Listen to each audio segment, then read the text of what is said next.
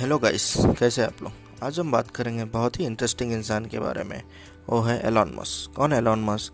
Elon Musk बहुत ही far sighted, futuristic, barrier free thinking करने वाले इंसानों में से एक है इस सदी में। Elon Musk south African born Canadian American business magnet है।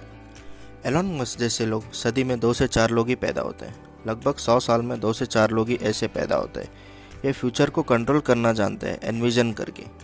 बचपन से ही कह सकते हैं कि 10 साल की उम्र में उन्होंने इतने किताबें पढ़ लिए कि कोई ग्रेजुएट भी नहीं पढ़ सकता। उन्होंने 12 साल की उम्र में एक कंप्यूटर गेम बना डाला जिसका नाम ब्लास्टर था।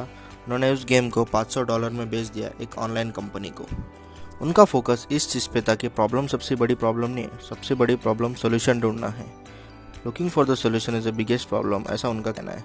उनका मानना है कि फेल्योर इज़ ए ऑप्शन। ये ऐसे व्यक्ति है जो पृथ्वी के लिए जीवित रहना चाहते हैं। बहुत ही इंस्पिरेशन व्यक्ति है हम सभी के लिए। इन्होंने सोलर सिटी बनाई जो सस्टेनेबल एनर्जी क्रिएशन पे काम करता है। टेस्ला मोटर्स बनाया जो सस्टेनेबल एनर्जी कंजम्पशन पे काम करता है, जैसे कि पेट्रोल डीजल का चक्कर ही खत्म हो जाए। ड्राइवरलेस कार्स बनाया। इतने फ्यूचरिस्टिक सोचने वाले व्यक्ति हमने आज तक कभी देखा नहीं होगा, ऐसे बहुत से एक्सपर्ट्स का कहना है। ये ऐसे व्यक्ति है जो केवल हाई क्लास प्रोडक्ट्स बनाने के बारे में सोचते हैं। पूरी पृथ्वी में ये one of the most powerful man कहा जाता है इन्हें। ये सेल्फ टॉट प्रोग्रामर है, रॉकेट साइंटिस्ट है। इन्होंने रॉकेट साइंस की कोई फॉर्मल एजुकेशन नहीं ली, किताबें पढ़ कर इन्होंने पूरे रॉकेट साइंस को समझ लिया। इतने महान व्यक्ति है ये। इन्होंने बचपन में ही किताबें पढ़ कर एक डीप विजन, एक ऑब्सेशन, एक परसिस्टेंस क्रिएट किया है। वे एक दिन में 15 से 16 घंटा काम करते हैं। वे अपने आप से वो एक्सपेक्ट करते हैं जो कोई भी नहीं कर सकता है। उनका यह कहना है कि मुझे वो नहीं करना चाहिए जो किया जा सकता है, मुझे वो करना है जो करना चाहिए। का ये मतलब है कि I don't expect to do what is possible, I want to do what is needed to be done. इनके वर्ल्ड क्लास कंपनीज के list Zip2, X.com, PayPal, SpaceX, Tesla, Solar City, Hyperloop, Open AI, Neuralink, the Boring Company. इसमें से अभी Tesla, SpaceX और the Boring Company और Neuralink बहुत ही चर्चे में है अभी मार्केट में फ़िलहाल। तो ये कहते हैं कि मैं मंगल ग्रह पे लोगों को भेजूंगा, मंगल ग्रह पर जीवन चालू कर दूंगा। इतने क्रेजी इंसान है कि कोई सोच भी नहीं सकता। इनकी जर्नी को हम एक एक करके देखेंगे। 1995 में अपने भाई किम्बल के साथ मिलकर उन्होंने Zip2 की शुरुआत की। Zip2 में इन्हें जल्द ही फंडिंग मिल गई। शुरू में घर वालों के पैसों से स्टार्ट किया, बाद में एक्सटर्नल फंडिंग मिल गई और बोर्ड ऑफ डायरेक्टर्स बढ़ते चले गए। क्योंकि ये कंपनी में यंग थे तो बोर्ड ऑफ डायरेक्टर्स ने सोचा कि इन्हें सीईओ बनने के लायक नहीं है, तो इन्हें सीईओ की पोजीशन से हटा दिया गया। टेक बबल कंपनी ईयर 1999 में ये फटने के कगार में था, तो बोर्ड ऑफ डायरेक्टर्स ने सोचा कि इसे बेच दिया जाए, तो कॉम्पैक्ट को वो कंपनी उन्होंने बेच दिया। तब तक इनका शेयर उसमें $22 मिलियन हो गया।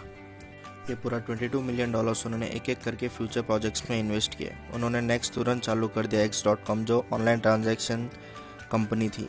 आगे चल के कन्फिनिटी कंपनी के साथ इनका क्लैश हुआ। उस समय दोनों कंपनी को मर्ज हुआ और उसका नाम पड़ा पेपैल।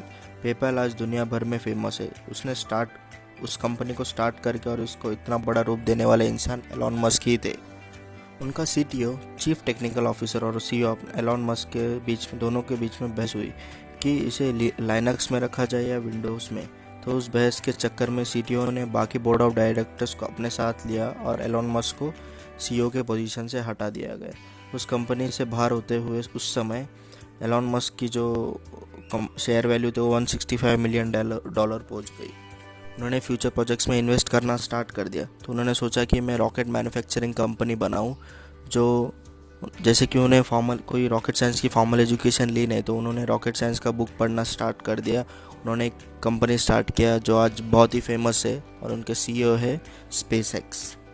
उन्होंने सोचा कि मैं रीयूजेबल रॉकेट बनाऊंगा, प्राइवेट ऑर्गेनाइजेशन जो स्पेस ट्रैवल को रीडिज़ाइन कर सकता है। ऐसा कोई भी गवर्नमेंट या आज तक कोई भी इतने एक्सपर्ट्स किसी ने भी नहीं सोचा।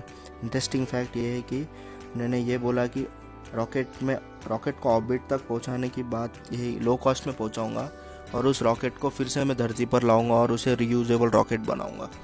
वे रॉकेट लॉन्च के लिए रेडी हो गए। फर्स्ट अटेम्प्ट में वो रॉकेट में आग लग गई। सेकेंड अटेम्प्ट में स्पेस में गया बट ऑर्बिट तक नहीं पहुंचा और ऑफ रूट हो गया। थर्ड अटेम्प्ट में स्पेस में जाने के बाद ही ऑफ रूट हो गया।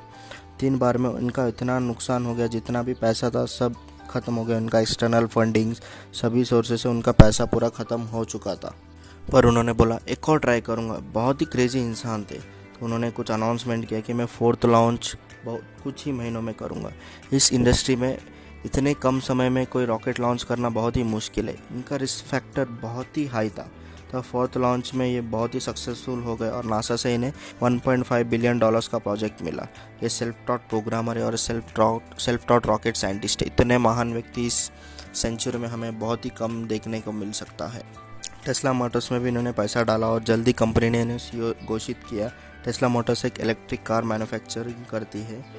यहाँ पे इनसे सीखते हैं कि आर्ट ऑफ फेलिंग सक्सेसफुली। इन्हें कहा जाता है कि one of the influential leaders in the world. ये बहुत ही फ्यूचरिस्टिक और बैरियर फ्री थिंकिंग करने वाले इंसान है इस सेंचुरी में।